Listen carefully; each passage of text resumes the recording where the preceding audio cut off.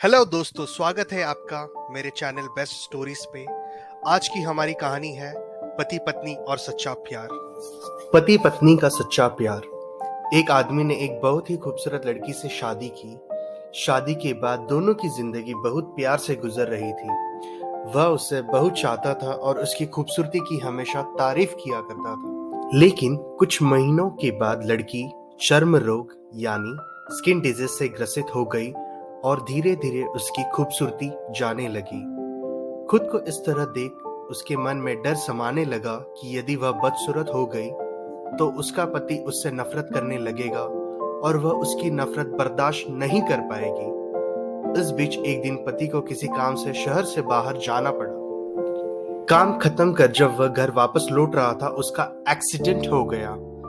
Accident में उसने अपनी दोनों आंखें खो दी, लेकिन इसके बावजूद भी उन दोनों की जिंदगी सामान्य तरीके से आगे बढ़ती रही।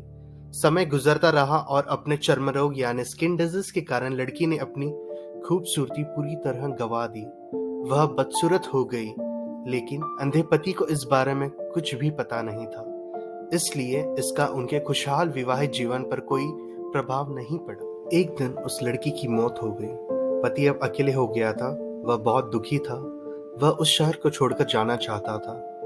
उसने अंतिम संस्कार की सारी क्रियाविधि पूर्ण की और शहर छोड़कर जाने लगा। तभी एक आदमी ने पीछे से उसे पुकारा और पास आकर कहा, अब तुम बिना सहारे के अकेले कैसे चल पाओगे? इतने साल तो तुम्हारी पत्नी तुम्हारी मदद किया करती थी।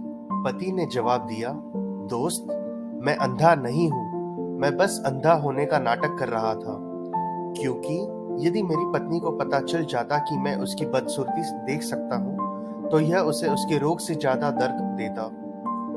इसलिए मैंने इतने साल अंधे होने का दिखावा किया। वह बहुत अच्छी पत्नी थी। मैं बस उसे खुश रखना चाहता था। इस प्यार भरी कहानी से हमें यह सीख मिलती है कि खुश रहने के लिए हमें भी एक दूसरे की कमियों के प्रति आंखें बंद कर लेनी चाहिए और उन कमियों को नजरअंदाज कर देना चाहिए।